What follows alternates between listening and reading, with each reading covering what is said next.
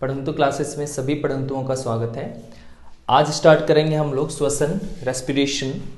ठीक, ये भी आपका पाचन का कुछ थोड़ा बहुत पार्ट जो छूटा है, एक कोशिकी बहुकोशिकी, और उसको मिलाकर, और इसमें श्वसन में आज जो देखेंगे और थोड़ा बहुत श्वसन का भी बच जाएगा, तो ये भी 2 क्लास में जाएगा। 2 क्लास मतलब आज पूरा मुख्य चीज़ें पूरा डिस्कस हो जाएगा, थोड़ा बहुत बचे रहेगा, उसको पाचन के साथ जो भी बचा है पाचन और श्वसन का थोड़ा बहुत पार्ट मिलाकर हम क्या करेंगे, पूरा करेंगे सेकेंड लेक्चर में।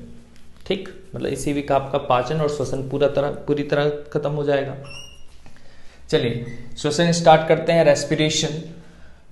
इसके पहले प्रकाश संश्लेषण होता है, फोटोसिंथेसिस, लेकिन प्रकाश संश्लेषण को थोड़ा बाद में देखेंगे हम लोग। ठीक, पहले इसको देख लेंगे।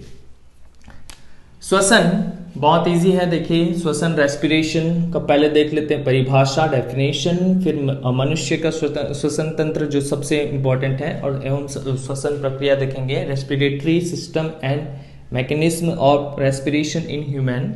इसी के अंतर्गत 2 टॉपिक जो अलग से दिया है आपके सिलेबस में, श्वसन एवं श्वासोच्छ्वास, रेस्पिरेशन एंड ब्रीथिंग, ऑक्सी एवं अनऑक्सी श्वसन, एरोबिक एंड अनएरोबिक रेस्पिरेशन, ये भी पूरा करेंगे।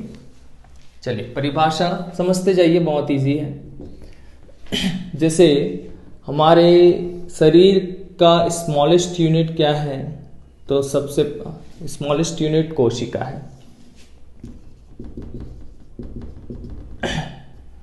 कोशिका सेल, जिसको हम लोग पहले से पढ़ते आ रहे हैं, सभी जगह सेल है हमारे शरीर में।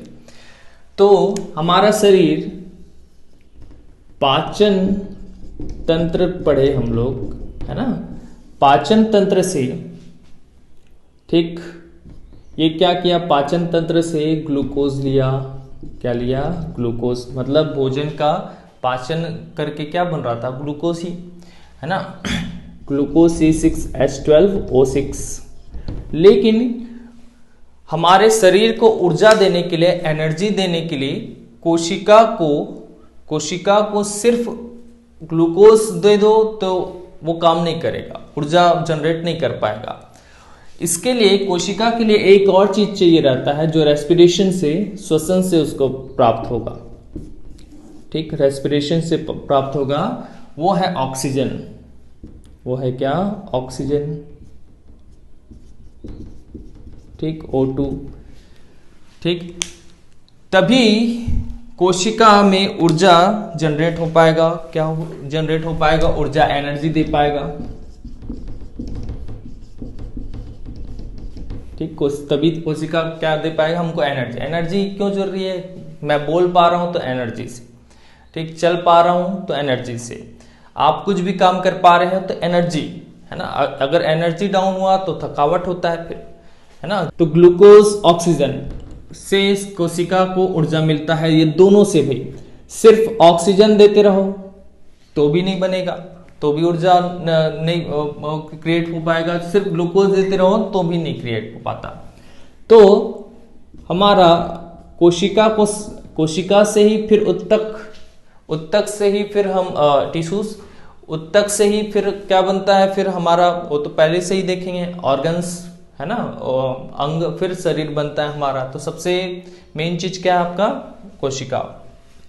तो यहां पे क्या हुआ? ग्लूकोज C6H12O6 और ऑक्सीजन 6 रिएक्शन, केमिकल रिएक्शन कराने के लिए 6O2 लेते हैं।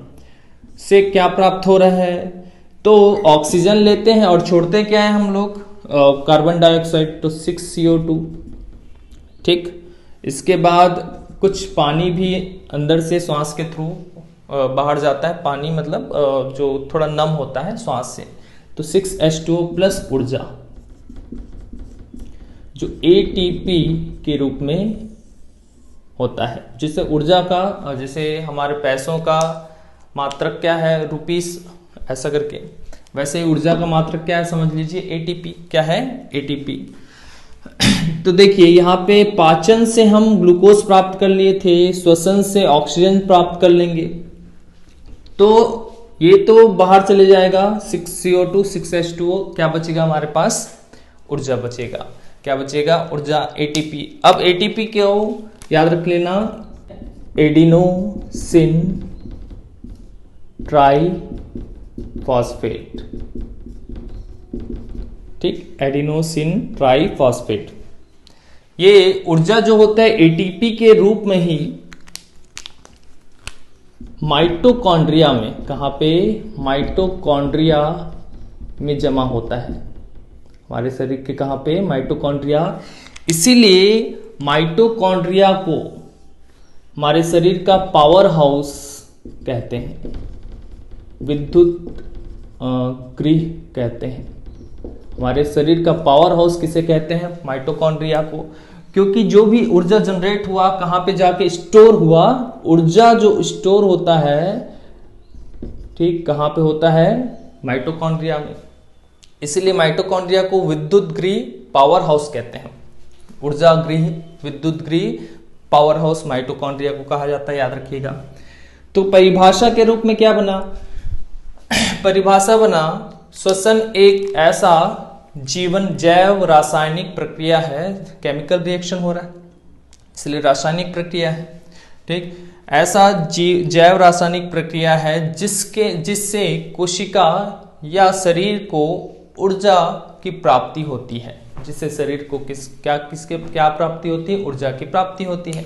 का थोड़ा फुल फॉर्म याद रख लेंगे हम, एडिनोसिन ट्राइफॉस्फेट, और ये एटीपी के रूप में कहाँ स्टोर होने लगता है, माइटोकॉन्ड्रिया में, विद्युत गृह में। तो थोड़ा बहुत तो समझ में आ गया होगा। श्वसन और पाचन तो हम करा लिए थे, कैसे होता है ये पूरा देख लिए थे, ठीक। आपका कार्बोहाइड्रेट से ग्लूकोज में परिवर्तन करना, ये सब देखे थे ना, पूरा प्रोटीन का पेप्टोन्स में, आपका एमिनो एसिड्स में, है ना, वसा का वसीय अम्ल में, ये सब है ना। अब देखिए कुछ चीजें और याद रख लेना है जो ऑब्जेक्टिव के लिए इंपॉर्टेंट है हमारे।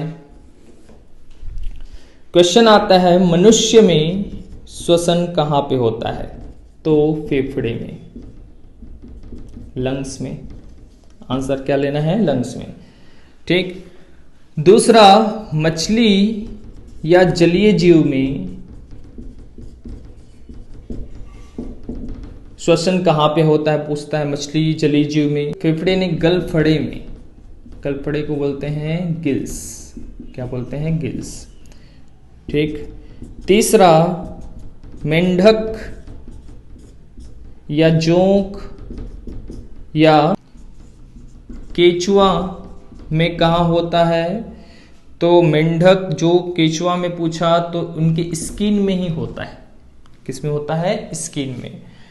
एक और याद रख लीजिएगा, कीटों में कहां पे होता है, तो कीट का तो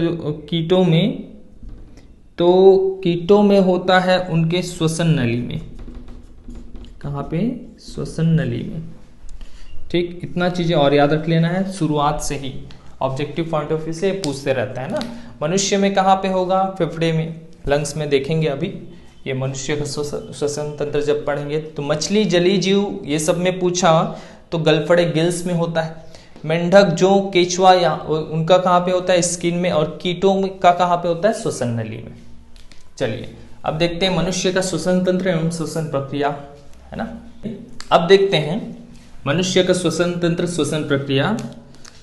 इसके लिए एक चीज समझा रहा हूं, पहले उसको समझेंगे आप लोग। देखिए बहुत इजी है, वायुमंडल है, वायुमंडल में एयर होते हैं, ठीक, वायु होते हैं। इसी एयर को सबसे पहले हम लोग कहां पे लेते हैं, नाक में। तो पहले कहा गया नोज में, कहा गया नोज में, नाक से होते हुए, यहां पे कंठ से होते हुए ये फेफड़े में जाता है, लंग्स में, कहां पे जाता है, लंग्स में। फिर लंग्स में, लंग्स के थ्रू ही ये क्या करता है, ब्लड और जो रक्त नली है उसमें रक्त के सहारे ही फेफड़े से होते हुए O2 को मिलाता है, ऑक्सीजन को मिलाता है ये, ठीक। मतलब यहाँ फेफड़े में हमारा ऑक्सीजन आया, ऑक्सीजन या सभी गैसें आते हैं वैसे तो, लेकिन अब हम ऑब्जर्व क्या किसको करवाना है, ऑक्सीजन को। तो फेफड़े से रक्त में फिर ऑक्सीजन को ये मिलाता है हीमोग्लोबिन के थ्रू, है ना, वो देखेंगे। उसके बाद ये हृदय में पहुंचता है, हृदय हार्ट में। कहाँ पे पहुंचेगा, हृदय में, हार्ट में। हृदय में पहुंचने के बाद ये जाएगा आपका अंगों से होते हुए सेल्स में पहुंचेगा, कोशिका में। कहाँ पे, कोशिका में। यहीं पे कोशिका में फिर क्या आया रहता है आपका, पाचन तंत्र के थ्रू क्या आया है, यहाँ पे ग्लूकोज तो आ चुका है ना। अब यहां से क्या पहुंचा आपका, O2 भी पहुंच गया। तो सेल में फिर ऑक्सीकरण होता है। क्या होता है आपका, ऑक्सीकरण, ऑक्सीडाइजेशन।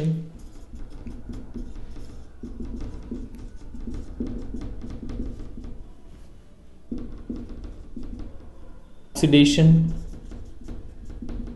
क्या हुआ, ऑक्सीडेशन। और इसी ऑक्सीडेशन मतलब रासायनिक क्रिया हो ना, केमिकल रिएक्शन, केमिकल रिएक्शन से ही क्या बना, फिर ऊर्जा, ठीक, एनर्जी हुआ एटीपी के रूप में, फिर माइटोकॉन्ड्रिया में जाके वो क्या होता है, संचित होता है। तो देखिए जो वायुमंडल से एयर, नाक और फेफड़ा यहां तक की प्रक्रिया जो होती है, इसको स्टेप 1 लेते हैं।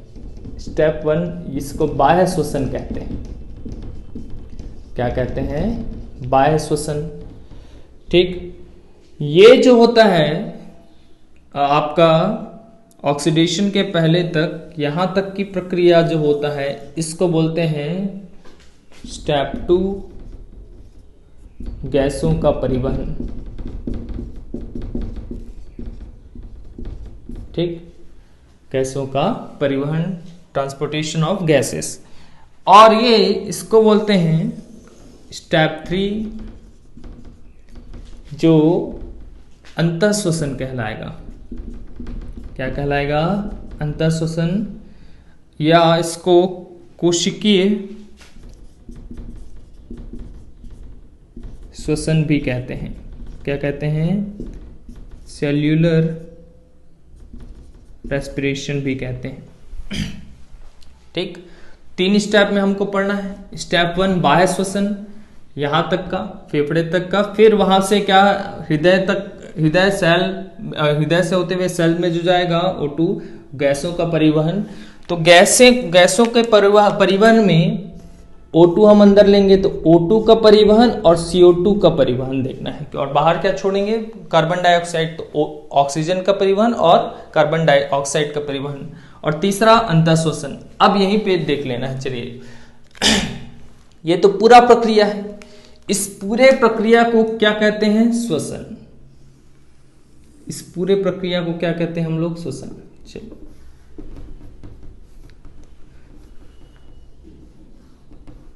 ये तो पूरा प्रक्रिया, इस पूरे प्रक्रिया को ही क्या बोलते हैं हम लोग, श्वसन। ये जो स्टेप 1 है, बाह्य श्वसन जो है, एक्सटर्नल रेस्पिरेशन जो है, इसी को एक और याद रखना, फुफ्फुस श्वसन भी कहते हैं, पल्मोनरी रेस्पिरेशन भी कहते हैं। अब देखिए श्वास लेने, ब्रीथिंग जिसको बोलते हैं, श्वास लेना, ठीक, जिसको ब्रीथिंग या श्वासोच्छ्वास जो बोलते हैं, ये जो प्रक्रिया होगा यहां पे, इसी को क्या कहते हैं, श्वासोच्छ्वास। स्टेप 1 में जो प्रक्रिया होगा इसी को क्या बोलेंगे, श्वासोच्छ्वास, जिसको हम लोग ब्रीथिंग कहते हैं। श्वास लेना आप जिसको बोलते हैं, ठीक, यहीं पे श्वासोच्छ्वास होता है। क्या होता है, मतलब श्वासोच्छ्वास, ब्रीथिंग या श्वास लेने की प्रक्रिया मतलब वायुमंडल से फेफड़े तक वायु आना, और श्वास छोड़ना मतलब फेफड़े से वायुमंडल तक श्वास को छोड़ देना। लेकिन श्वसन पूरे प्रक्रिया को कहते हैं। ठीक, तो अब वही देखना है हमको, श्वसन और श्वासोच्छ्वास में अंतर तो आप लोग बहुत इसी तरीके से देख सकते हैं। पूरे प्रक्रिया में जो हो रहा है वो श्वसन है। चलिए एक एक करके देखते हैं। तो श्वासोच्छ्वास में क्या होता है, पहला एक तो निःश्वसन होता है और दूसरा निःश्वसन। बहुत इजी है, देखना। पहला क्या, निःश्वसन, और दूसरा निःश्वसन। ये इंस्पिरेशन कहलाता है और दूसरा ये एक्सपिरेशन कहलाता है। ठीक। ब्रीथिंग में क्या होता है, श्वास जब हम वायुमंडल से फेफड़े तक पहुंचाते हैं, श्वास को वायुमंडल से फेफड़े तक पहुंचाना निःश्वसन कहलाता है। ठीक, वायुमंडल से एयर को फेफड़े तक पहुंचाना क्या कहलाता है, निःश्वसन, इंस्पिरेशन। और फेफड़े से फिर वायुमंडल में छोड़ देना, ये निःश्वसन कहलाता है। कहीं कहीं उल्टा दिया रहता है और ये एग्जाम में पूछता है, निःश्वसन किसे कहते हैं, वायुमंडल से फेफड़े तक वायु को लाना, फेफड़े से वायुमंडल तक वायु को छोड़ना, ये सब पूछता है ना। तो अच्छे से याद रखना, निःश्वसन मतलब लाना, निःश्वसन मतलब छोड़ना, इंस्पिरेशन मतलब लेना वायु को, और निःश्वसन मतलब वायु को वायुमंडल में छोड़ देना, मतलब CO2 को बाहर करना। तो O2 को हम फेफड़े तक लाते हैं, इसको निःश्वसन कहते हैं, और CO2 को हम बाहर जो छोड़ते हैं उसको क्या कहते हैं, निःश्वसन कहते हैं। क्या कहते हैं, निःश्वसन। अब O2 कब हमारे शरीर में आ पाएगा, तो निःश्वसन में क्या होता है, एक दो चीज मैटर कर रहा है यहां पे, वायुमंडल और दूसरा क्या है, फेफड़ा। ठीक, वायुमंडल और फेफड़ा। तो जब वायुमंडल का दाब, ठीक, दाब मतलब प्रेशर है ना, जब वायुमंडल का दाब ज्यादा होगा, फेफड़े से का दाब कम होगा। तो जब वायुमंडल का दाब अधिक हुआ और फेफड़े का दाब क्या हुआ, कम हुआ, मतलब एयर प्रेशर जो है, सघनता जो है वायु का बाहर ज्यादा है, तभी हम श्वास को अंदर लेते हैं। देखना, जब हमको श्वास की कमी होती है तो मतलब फेफड़े में श्वास की कमी हो रही है, मतलब अब श्वास को हम अंदर लेंगे ऐसा। तो श्वास को अंदर लिए तो ये निःश्वसन कहलाया। तो निःश्वसन में वायुमंडलीय दाब क्या होता है, ज्यादा होता है, और फेफड़े का दाब कम हो जाता है, इसीलिए हम निःश्वसन करते हैं, है ना। और इसके जस्ट अपोजिट, निःश्वसन में क्या होता है, वायुमंडलीय दाब जब कम हो जाता है, फेफड़े का दाब जब ज्यादा हो जाता है, तो उसको निःश्वसन कहते हैं। मतलब अब ऑक्सीजन अंदर हो गया, अब इस ऑक्सीजन को अब CO2 के रूप में बाहर छोड़ना है वायुमंडल में, तो CO2 के रूप में बाहर छोड़ना है। तो देखना, अब ऑक्सीजन मतलब अंदर हो गया, वायु प्रेशर ज्यादा हो गया फेफड़े में, अब हम वायु को बाहर छोड़ेंगे। तो ये कब होगा, जब वायुमंडल में दाब कम होगा, एयर प्रेशर कम होगा। तो ये कुछ पॉइंट याद रखना है हमको, है ना। तो निःश्वसन और निःश्वसन दोनों मिलकर क्या कहलाते हैं, श्वासोच्छ्वासन। ये तो स्टेप 1 हुआ। और यहीं पे O2 को ले रहे हैं और CO2 को बाहर निकाल रहे हैं, तो यहीं पे क्या होता है, गैसों का विनिमय, ठीक, एक्सचेंज ऑफ गैसेस होता है। यहां पे गैसों का परिवहन होगा, है ना, ट्रांसपोर्टेशन ऑफ गैसेस होगा। यहां पे क्या होगा, ट्रांसपोर्टेशन ऑफ गैसेस। वहां पे गैसों का क्या हुआ, विनिमय। तो देखिएगा, ब्रीथिंग में गैसों का विनिमय मतलब यहां से फेफड़े तक गैस आया, O2 आया और CO2 के रूप में बाहर निकल गया। ठीक, एक्सचेंज हो गया गैस। और गैसों का परिवहन मतलब अलग होगा, वो O2 में मिलकर कोशिका स्तर तक हमारा क्या पहुंचेगा, कोशिका स्तर तक हम ऑक्सीकरण कराएंगे और फिर ऊर्जा जनरेट कराएंगे। इसको क्या बोलेंगे, गैसों का परिवहन। तो वो देखेंगे पूरा डिटेल। तो यहां तक अब देखिए, अंतर पूछता है श्वसन और श्वासोच्छ्वास में। तो बहुत इजी अंतर है, देखो एक बार में समझ में आएगा। ये मान लो इधर श्वसन बना लेते हैं और दूसरा श्वासोच्छ्वास, ठीक। ये रेस्पिरेशन है मान लो, और दूसरा ये ब्रीथिंग है मान लो। स्टेप 1 जो है वही क्या कहलाया, ब्रीथिंग कहलाएगा। पहला अंतर, श्वसन जो होता है वो कोशिका स्तर पर होता है, पूछते हैं। मतलब श्वसन पूरा प्रक्रिया है, इसलिए इसको क्या बोलते थे, कोशिका स्तर पर होता है। लेकिन श्वासोच्छ्वास कोशिका स्तर पर हुआ क्या, बिल्कुल नहीं। श्वसन करने के लिए एंजाइम की जरूरत पड़ती है। यहाँ पे केमिकल रिएक्शन जब होगा एंजाइम की जरूरत पड़ेगी, लेकिन वहां पे एंजाइम की जरूरत पड़ेगा क्या, बिल्कुल नहीं। तीसरा अंतर, श्वसन के लिए ऑक्सीकरण आवश्यक है। क्या है, ऑक्सीडेशन। तो श्वसन में ऑक्सीडेशन हुआ, क्या हुआ, ऑक्सीडेशन। लेकिन इसके लिए ऑक्सीडेशन होता है क्या, नहीं। चौथा चीज, श्वसन में ऊर्जा का उत्पादन होता है। किसका, ऊर्जा का, एनर्जी का उत्पादन होता है। ब्रीथिंग में हुआ क्या, बिल्कुल नहीं। श्वसन एक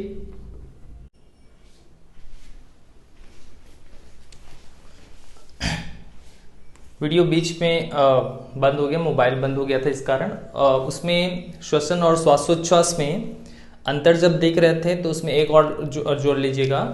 श्वसन एक जो लास्ट बचा था, श्वसन एक जैव रासायनिक अभिक्रिया है, केमिकल रिएक्शन होता है लास्ट में, देखिएगा स्टेप 3 में, है ना। जबकि श्वासोच्छ्वास जैव रासायनिक प्रक्रिया, केमिकल रिएक्शन उसमें नहीं होता, वो एक यांत्रिक प्रक्रिया है।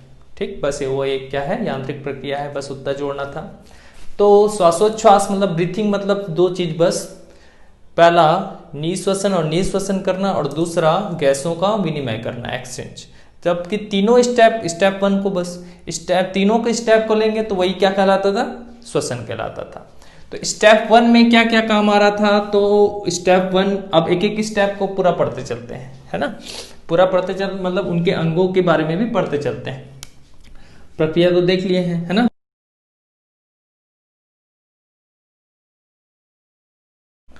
नाक जो होता है उसका 2 काम, पहले वायु को छानने का काम। ठीक, वायु को छानने का काम मतलब वायु को छानने का काम मतलब अब वायुमंडल से कितने प्रकार के आपका विषैली गैसेस भी हमारे नाक में चले जाते हैं, तो बाल के थ्रू, नाक के बाल के थ्रू ये छानने का कार्य करता है। ठीक, गंदगी को वहीं रोक देता है। दूसरा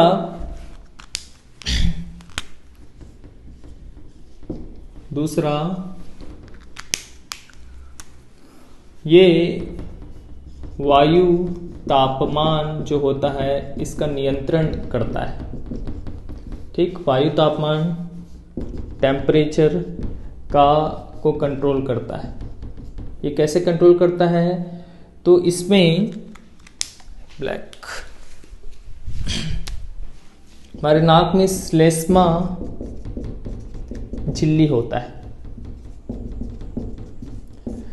ठीक, श्लेष्मा झिल्ली गर्मी में, जैसे गर्मी है तो बाहरी वायुमंडल ताप, गर्मी में वायुमंडल का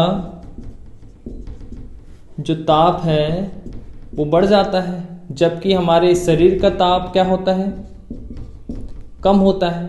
ठीक, जैसे बाहर 45 डिग्री सेल्सियस, 40 डिग्री सेल्सियस, लेकिन शरीर को तो उतना ताप चाहिए नहीं। तो गर्मी में ये क्या करता है, श्लेष्मा झिल्ली ही क्या करता है, वायुमंडलीय ताप मतलब गर्म का हवा को लेता है। ठीक, नाक में ही वो क्या करता है, वो नाक में ही इस गर्म हवा को ठंडे करने का प्रयास करता है। ठीक, और शरीर के ताप में लाने का प्रयास करता है श्लेष्मा झिल्ली। इसलिए श्लेष्मा झिल्ली को आपको पिघला कर, ठीक, जिससे पिघलाएंगे तो श्लेष्मा झिल्ली पिघलता है तो क्या होता है, उसमें द्रव होता है तो क्या होता है, तो थोड़ा ठंडा होके हमारे शरीर में अंदर जाता है। लेकिन वायुमंडल जब गर्म ठंड होता है तो ठंडी में क्या होगा, वायुमंडलीय ताप कम होता है, शरीर का ताप क्या होता है, बाहर। तो वायुमंडल से ठंडा हवा क्या करता है, हमारे नाक तक पहुंच रहा है। तो ठंडे हवा को अब थोड़ा शरीर को थोड़ा गर्मी चाहिए, तो ठंडे हवा को गर्मी देने के लिए श्लेष्मा झिल्ली जमने लगता है, जिससे सर्दी होता है आपको। ठीक, उसी को क्या बोलते हैं, इसीलिए नाक में ही वायु तापमान का नियंत्रण होता है और वायु को छानने का कार्य होता है, दोनों, है ना। ये तो समझ गए ही होंगे। एक याद रखना, जब छींकना भी आ जाता है, छींक भी आ जाता है कभी कभी। ठीक, छींक क्यों आता है, क्योंकि वायुमंडल से कई बार क्या होता है, धूल के बड़े बड़े कण आ जाते हैं, तो अचानक से हमारा डायफ्राम काम करता है और उसको बाहर निकालने का प्रयास करता है, जिससे छींक आता है। ठीक, एक यहाँ पे याद रखना, उबासी आना, उबासी मतलब आलस आना। तो उबासी क्यों आता है, जब हमारे शरीर में O2 की कमी हो जाए। ठीक, तो O2 की शरीर में क्या हो जाता है, ऑक्सीजन की कमी हो जाता है, तो ये जबरदस्ती क्या करता है, O2 को अंदर लेने का प्रयास करता है। ठीक, O2 का जो कमी है उसको पूरा करने का प्रयास करता है, जिससे उबासी आता है। जिससे क्या होता है, उबासी आता है ना। ये नाक। अब चलते हैं लैरिंग्स में, जिसको साउंड बॉक्स कहते हैं या ध्वनि यंत्र कहते हैं। एक पाचन तंत्र में हम लोग फेरिंग्स पढ़े थे। ठीक, इसमें इपोग्लोटिस होता था। वो क्या करता था, इपोग्लोटिस क्या करता था, श्वसन नली और पाचन नली को अलग करता था। मतलब ढक्कन, जब हम श्वास लेते थे तो पाचन नली को बंद कर देता था, जब भोजन लेते थे तो। इपोग्लोटिस है ना, ये अलग है ना, ये लैरिंग्स अलग है। तो ध्वनि यंत्र, जिसको हम लोग कंठ भी कहते हैं, क्या कहते हैं, कंठ। ठीक, क्या कहते हैं, कंठ, है ना। जब इसी से जब वायु जब अंदर से बाहर आता है तो कंठ के थ्रू आता है, जिससे हम आवाज निकाल पाते हैं। इसी से ध्वनि निकलता है, इसीलिए इसको ध्वनि यंत्र, हमारे शरीर का ध्वनि यंत्र कहते हैं, साउंड सिस्टम कहते हैं, साउंड बॉक्स कहते हैं लैरिंग्स को। ठीक, इसी में अगर कंठ खराब हो जाए या लैरिंग्स खराब हो जाए तो इंसान क्या हो जाएगा, गूंगा हो जाएगा। ठीक, गूंगा। और एक होता है तुतलाना, है ना। जब कंठ ठीक हो लेकिन जीभ में कुछ गड़बड़ी हो, है ना, तो जीभ गड़बड़ है तो तुतलाना होता है। कंठ गड़बड़ है, खराब हो गया तो गूंगा ही हो जाते हैं लोग। जीभ गड़बड़ है तो तुतलाना होता है। तुतलाना मतलब ध्वनि, क्योंकि जीभ ही कंठ ध्वनि के चयन में भाग लेता है, मतलब ध्वनि को चुनता है। ठीक, ध्वनि उत्पादन करता है, जबकि जीभ शब्द उत्पादन करता है, शब्द चयन करता है। ठीक, तो वर्ड्स किससे बनते हैं, जीभ से, है ना। जीभ से ही वर्ड्स बनते हैं। जीभ गड़बड़ हुआ मतलब तुतलाना होगा, कंठ ही गड़बड़ हो गया तो ध्वनि ही नहीं निकलेगा आपका। ठीक, इसी में आपके कंठ में ही टेटुआ होता है, टेटुआ। एप्पल, इसको एडम एप्पल कहते हैं। क्या कहते हैं, एडम एप्पल, इंग्लिश में टेटुआ। टेटुआ जो ये है ना, ये दिख रहा है, वही टेटुआ है। ठीक, टेटुआ पुरुषों में होता है। ये टेटुआ ही महिलाओं में नहीं होता। यही क्या होता है, ये आवाज को भारी करता है। ठीक, ये बच्चों में भी नहीं होता। लगभग 14-15 वर्ष जब हो जाते हैं, मैच्योरिटी आ जाती है, तभी टेटुआ, देखिएगा ये जो बाहर निकले रहता है वही एडम एप्पल कहलाता है या टेटुआ कहलाता है ना। तभी बच्चों में आ पाता है जो पुरुष हो। इसलिए महिलाओं का आवाज देखना थोड़ा क्योंकि उनका आवाज भारी नहीं होता, तो थोड़ा हल्का, मतलब स्वीट टाइप का होगा। अब चलते हैं श्वसन नली। ठीक, जिसको ट्रेकिया कहते हैं, है ना। जब जैसे ये नोज है, नाक से श्वास आया। ठीक, इसमें यहाँ पे मान लो लैरिंग्स है, ये नाक है आपका, ये लैरिंग्स हो गया। तो अब श्वास नली की जरूरत है, जिसमें ये सी ऐसा ऐसा बना होता है। ठीक, यही क्या करता है, श्वास नली ही वायु को, ये आपका फेफड़ा है मान लो, ये राइट फेफड़ा और ये लेफ्ट फेफड़ा, लेफ्ट लंग्स, दो फेफड़े होते हैं। लेफ्ट लंग्स छोटा होता है, अभी देखेंगे लंग्स में राइट लंग्स से। तो ये यहां से यहां तक का भाग क्या कहलाएगा, श्वास नली कहलाएगा, ट्रेकिया कहलाएगा। ठीक, ये जो सी आकार का, ठीक, इसमें हड्डी, मुलायम हड्डी जुड़ा होता है सी आकार का। ये सी आकार का जो मुलायम हड्डी है, यही जैसे हम श्वास को जल्दी जल्दी अंदर और बाहर ले, तो ये क्या करता है, श्वास को अंदर लेगा फिर बाहर छोड़ेगा, अंदर लेगा बाहर छोड़ेगा। तो कि अगर ये सी आकार का हड्डी नहीं हुआ, जुड़ा हो रहता है यहाँ पे, तो ये सिकुड़ जाता, मतलब ये चिपक जाता है ऐसा करके, और चिपक जाता तो श्वास अंदर ही नहीं जाता, इसलिए इसको होल्ड करके रखता है ये। ठीक, लंग्स, फेफड़ा, ये बहुत इंपॉर्टेंट है इसमें, है ना। लंग्स का डायग्राम बनाएं तो ये नाक है, नाक से आपके श्वसन नली से होते हुए, ये मान लो आपका श्वसन नली है ना, इसमें सी आकार का ऐसा बना होता है, जो इसको सिकुड़ने नहीं देता। अब देखिए यहाँ पे ये श्वसन नली से ये दो शाखा निकलते हैं।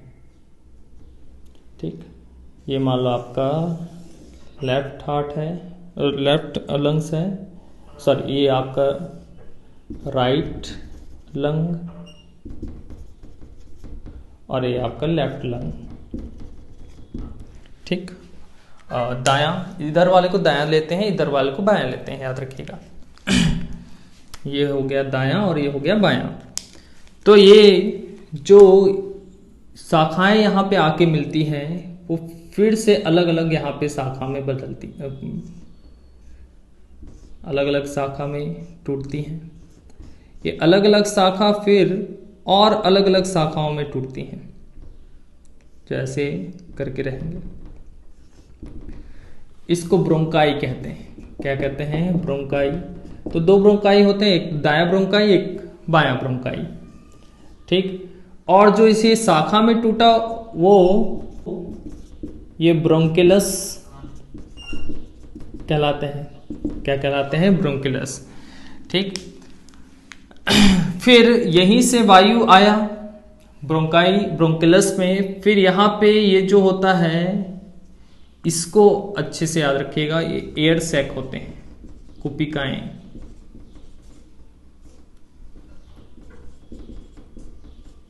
ठीक, क्या होते हैं, कुपिकाएं, एयर सैक, एल्वोलाई कहते हैं।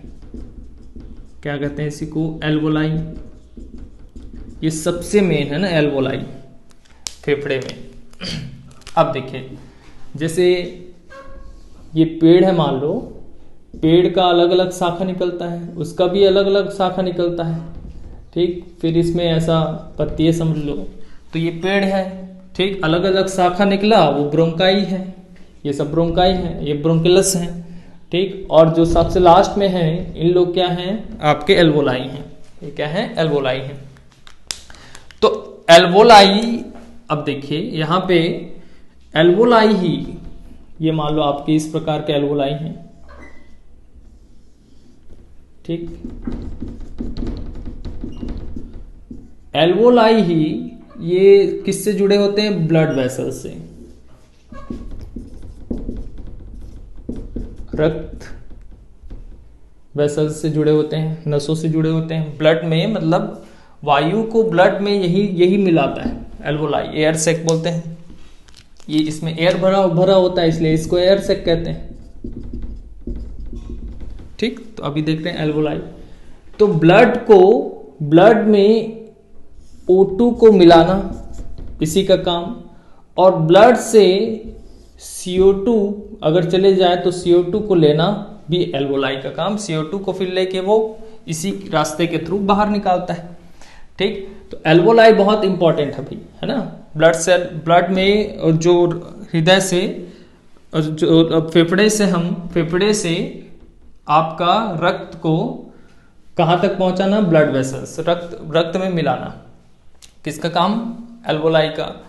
तो पहला चीज याद रखना, ये ब्रोंकाई ब्रोंकुलस तो आपके शाखा है बस, है ना। इसमें पहला चीज याद रखना, दो जोड़ी हमारे क्या होते हैं, लंग्स होते हैं, एक राइट एक लेफ्ट।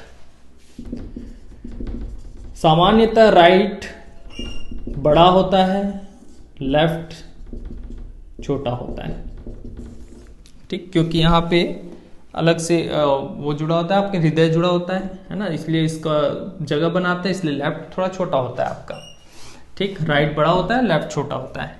दूसरा चीज, इसका क्या कार्य है, वायु को शुद्ध करना।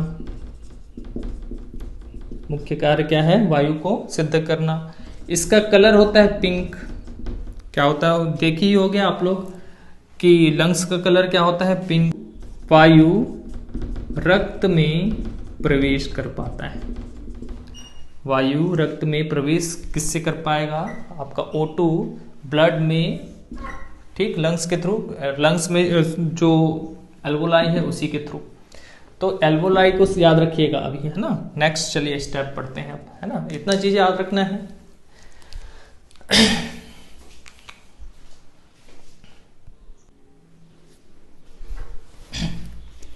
चलिए अब स्टेप 2 देखते हैं। स्टेप 1, स्टेप 2, स्टेप 3 में बांटे थे। स्टेप 1 सबसे बड़ा था, स्टेप 2 समझते हैं, ये भी बहुत इंटरेस्टिंग है। देखिए अब हम ये तो समझ गए कि फेफड़े में एल्वोलाई होता है, एयर सैक कुपिकाएं होते हैं, जिसको क्या बोलते हैं हम लोग, एल्वोलाई।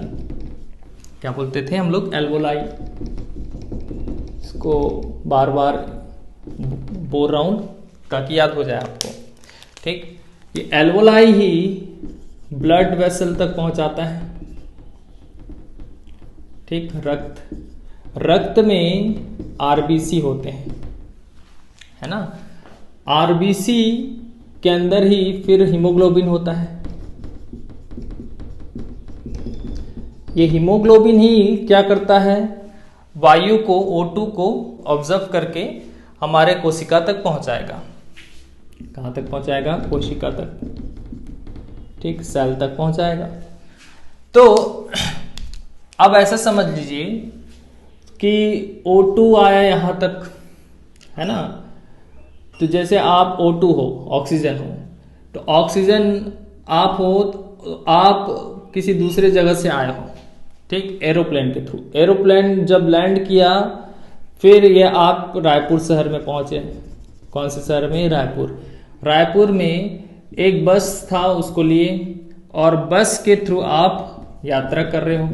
बस में आपके अंदर क्या है, HP आपका सीट है, उस सीट में बैठकर आप कोशिका तक यात्रा कर रहे हो, ठीक, या किसी आपके घर तक यात्रा कर रहे हो, हाउस तक आप यात्रा कर रहे हो।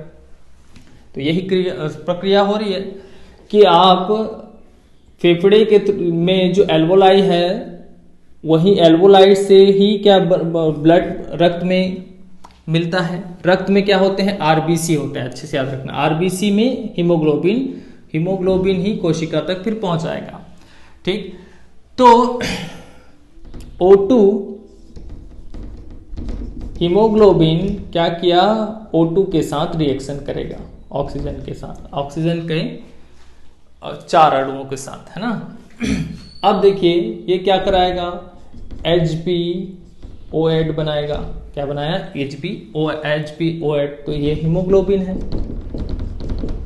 ना। हीमोग्लोबिन ही ऑक्सीजन के साथ मिला, तो ये क्या बना, ऑक्सी हीमोग्लोबिन। क्या बना आपका, ऑक्सी हीमोग्लोबिन, HbO8। यही कोशिका तक पहुंचाता है। कहां तक पहुंचाता है, कोशिका तक, आपके कोशिका तक। लेकिन मान लो अब यहां पे देखिए, जब हीमोग्लोबिन में मान लो, अब यहां पे अच्छे से समझिएगा, जो हम लोग इन्वायरमेंट में भी देखे थे, मान लो CO मिल गया, कार्बन मोनोऑक्साइड,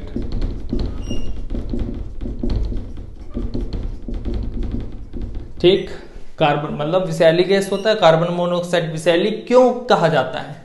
जब हीमोग्लोबिन में कार्बन मोनोऑक्साइड मिलता है तो HbCO बन जाता है, मतलब ये कार्बोक्सी हीमोग्लोबिन कहलाता है। ये जो कार्बोक्सी हीमोग्लोबिन है ये परमानेंट ब्लॉक करता है, स्थायी बंध बोलते हैं इसलिए। किसको? इसके साथ रिएक्शन जो हुआ है वो परमानेंट हुआ है, मतलब Hb। तो बहुत सारे आरबीसी फिर ब्लॉक हो जाते हैं इसी में। ठीक, आरबीसी क्या हो गया? ब्लॉक हो गए। तो अब ये जो आरबीसी जो CO के साथ बंध बना लिए हैं, रिएक्शन कर लिए हैं, वो क्या हो गया है? ब्लॉक हो गए। मतलब अब वो O2 को नहीं ले पाएंगे, O2 के साथ बंध नहीं बना पाएंगे। तो O2 को बंध नहीं बना पाएंगे। अब क्या हो जाएगा? CO Hb कार्बोक्सी हीमोग्लोबिन अब ऐसी ब्लॉक करते गया तो बहुत सारे आरबीसी तो इसी में स्थायी बंध, जबकि ये अस्थायी बंध होता है। ठीक, अस्थायी बंध होता है, मतलब O2 को ले जाकर कोशिका तक छोड़ देता है, फिर आरबीसी आता है। ठीक, मतलब यहां पे बस खाली हो जाता है, फिर यहां पे बस वापस आ जाता है खाली बस, फिर भर के O2 को लेके फिर से घर तक जाता है। ये समझ लो, ये अस्थायी बंध है। लेकिन अगर CO बैठा, कार्बन मोनोऑक्साइड बैठा हमारे शरीर में, तो कार्बन मोनोऑक्साइड परमानेंटली ही बैठ जाता है। ठीक, यहां से घर तक जाता है, कोशिका तक, कोशिका से यहां तक आता है, और मतलब वो परमानेंटली बैठ गया, समझ लीजिए आप, है ना। उसका सीट खाली ही नहीं हो रहा, तो O2 बैठ पाएगा क्या उसके जगह? नहीं। इसीलिए इसको विषैली गैस कहते हैं।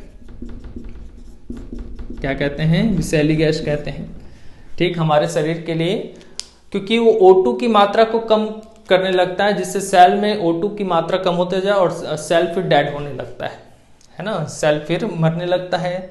इसलिए कार्बन मोनोऑक्साइड बहुत खतरनाक होता है, और इस O2 की मात्रा में ये 3 गुना ज्यादा जल्दी से रिएक्ट करता है Hb से, हीमोग्लोबिन से, है ना। अब देखिए, जो हीमोग्लोबिन है वो पुरुषों में 13 से 16 और महिलाओं में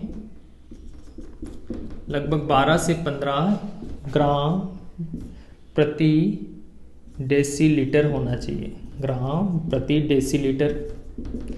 ठीक, स्वस्थ शरीर में अगर इससे कम हुआ, हीमोग्लोबिन इससे कम हुआ, ठीक, मान लो हीमोग्लोबिन कम हुआ तो थकावट होने लगेगा, क्योंकि ऑक्सीजन आपके कोशिका तक नहीं पहुंच पा रहा है, जिससे थकावट होने लगेगा।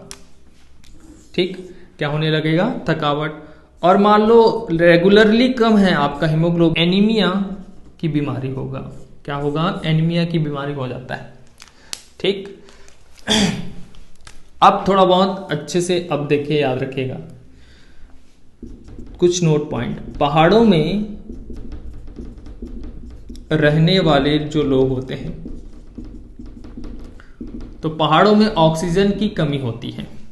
अब ऑक्सीजन तो चाहिए, तो पहाड़ों में रहने वाले लोगों में, पहाड़ में O2 की कमी होती है, तो वहां के लोगों में अपने आप हीमोग्लोबिन ज्यादा होता है, हीमोग्लोबिन की संख्या ज्यादा होता है, क्योंकि प्रकृति बनाया है। अब शरीर को अपने आप जान जाता है कि मैं पहाड़ों में हूं, ऑक्सीजन की कमी है, तो मेरे को ज्यादा हीमोग्लोबिन चाहिए, तो ज्यादा हीमोग्लोबिन बन जाता है। ठीक, तो पहाड़ों में रहने वाले लोगों में, क्योंकि पहाड़ में ऑक्सीजन की कमी होती है, इसलिए वहां पे जो रहते हैं वहां पे लोग, उनकी हीमोग्लोबिन की संख्या ज्यादा होती है, याद रखिएगा, ताकि कुछ ऑक्सीजन जितना भी आ रहे हैं उसको सबको ऑब्जर्व कर पाए, बहुत ज्यादा को ऑब्जर्व कर पाए। इसीलिए जब हम यात्रा करते हैं, देखना वैष्णो देवी ये सब में पहाड़ों की यात्रा करते हैं, वहां से अगर लौट कर आते हैं तो बहुत ताजा फील करते हैं। बहुत ताजा फील क्यों करते हैं? क्योंकि जब पहाड़ में जाए रहते हैं तो हमारी भी ऑक्सीजन, वहां पे ऑक्सीजन की कमी के कारण हमारे हीमोग्लोबिन की संख्या बढ़ जाती है। और जब हम मैदानों में भी आते हैं फिर, तो क्या होता है, ऑक्सीजन, क्योंकि यहाँ का ऑक्सीजन फिर से अच्छे से हमारे हीमोग्लोबिन में मिलने लगता है, बहुत सारे हीमोग्लोबिन हो गया, इसलिए हमको ताज़ा फील होता है पहाड़ों से आने पर। ठीक, ये याद रखने, ये पूछते रहता है ये सब, है ना। अब चलिए देखिए, हीमोग्लोबिन की सहायता से O2 का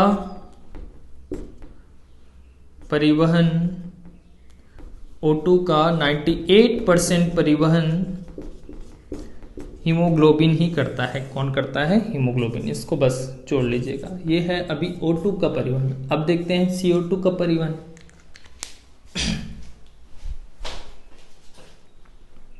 अब देखते हैं CO2 का परिवहन। O2 का परिवहन जो हो रहा था एक ही माध्यम से हो रहा था, मतलब O2 हमारे शरीर तक हीमोग्लोबिन के थ्रू ही आ पा रहा था। लेकिन हम CO2 का परिवहन मतलब CO2 का बाहर किस किस माध्यम से कर सकते हैं?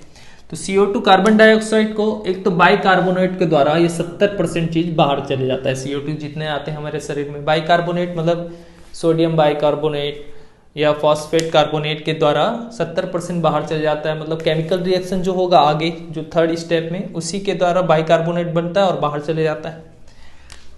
रक्त में कई CO2 घुल भी जाते हैं, 7%, लगभग 7%। ठीक, इतना हम सह सकते हैं।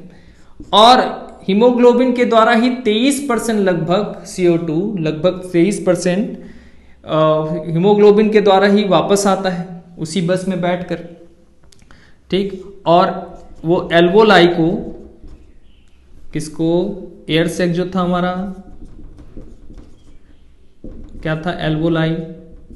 इसी से O2 आ रहा था, यही फिर और रक्त को दे रहा था, ये रक्त वेसल्स को दे रहा था, फिर ये CO2 को भी हीमोग्लोबिन लाता है और इसी के पास छोड़ देता है, जिससे फिर श्वास के थ्रू हम बाहर कर देते हैं। ठीक, आपका एयर सैक में पहुंच गया, मतलब आपके लंग्स में पहुंच गया, लंग्स के थ्रू फिर बाहर आपका, है ना। तो हीमोग्लोबिन के द्वारा 23%, रक्त में घुलकर 7%, बाइकार्बोनेट 70%। अब देखिए श्वसन क्रिया में घटक।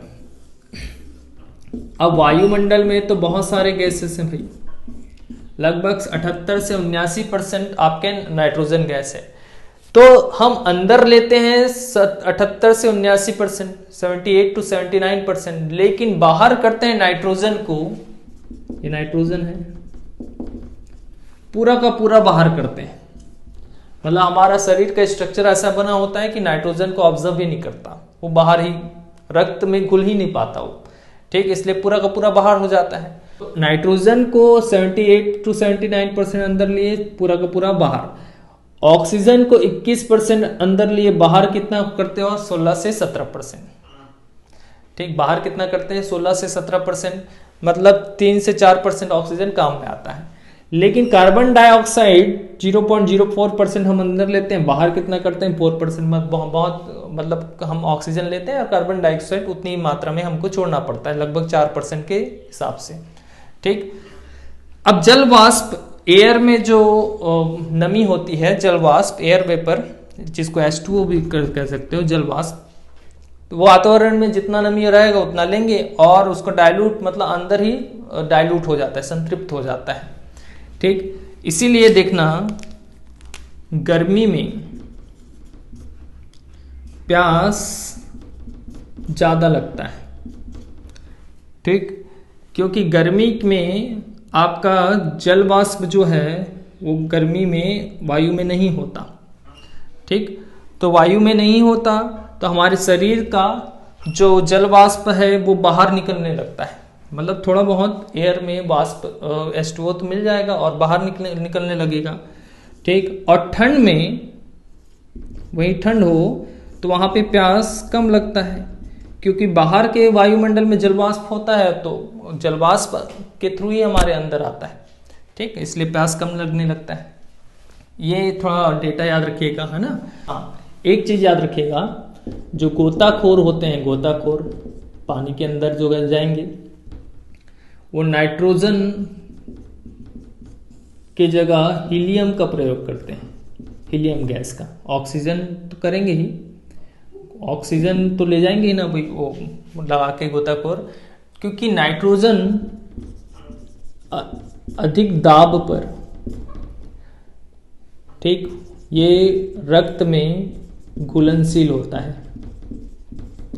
मतलब जब पानी के अंदर जाओगे तो वहां पे वायु दाब ज़्यादा हो जाएगा, तो वायु दाब अधिक दाब हो गया ब्लड। अब अधिक दाब पर नाइट्रोजन ब्लड में घुल जाता है, सामान्य दाब पर नहीं मिलता, वायुमंडलीय दाब पर। लेकिन पानी का में के अंदर जाओगे आप तो दाब वहां पे ज़्यादा चाहिए ना भाई, दाब वहां पे ज़्यादा हो जाएगा। तो अधिक दाब पर ब्लड में क्योंकि नाइट्रोजन घुलनशील होता है, नाइट्रोजन अगर ब्लड में चले जाए तो क्या होता है, आपके फफोले पड़ जाएंगे। ठीक, इसलिए बहुत टाइम तक देखिएगा आप वाटर में रहते हैं तो फफोले आ जाते हैं, क्योंकि नाइट्रोजन आपके रिएक्ट कर गया समझो ब्लड से, है ना। तो अधिक दाब पर ब्लड में घुलनशील होता है, लेकिन इसीलिए हीलियम का प्रयोग करते हैं। हीलियम, नाइट्रोजन की जगह हीलियम। तो गोताखोर नाइट्रोजन की जगह किसका प्रयोग करते हैं, हीलियम गैस का। ऑक्सीजन तो करेंगे ही, है ना। चलिए इसको भी याद रखिएगा, है ना। अब स्टेप 3 में चलते हैं। किसमें, स्टेप 3 में।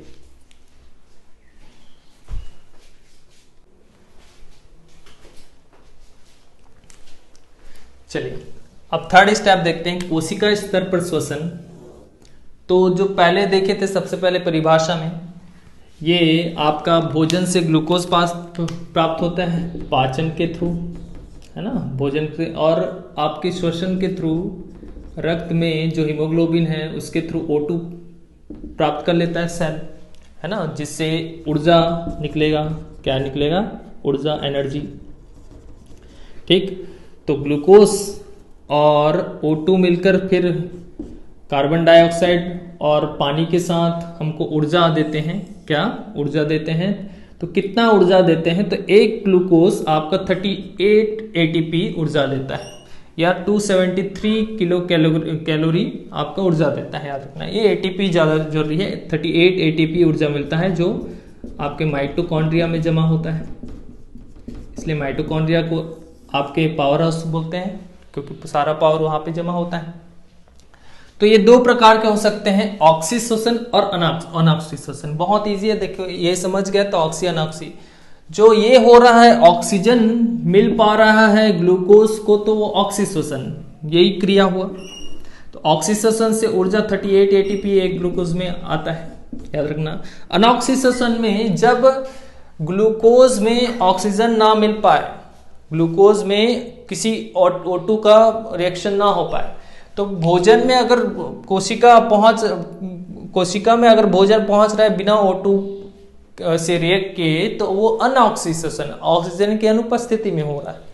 ठीक, तो वो क्या करता है, ये जैसे आपका कार्बन डाइऑक्साइड, ठीक, और आपका पानी बन जा रहा था, वाटर बन जा रहा था, लेकिन ये दूसरा बन रहा है। अगर ये जंतु में हम में हुआ तो वो लैक्टिक एसिड बन जाता है।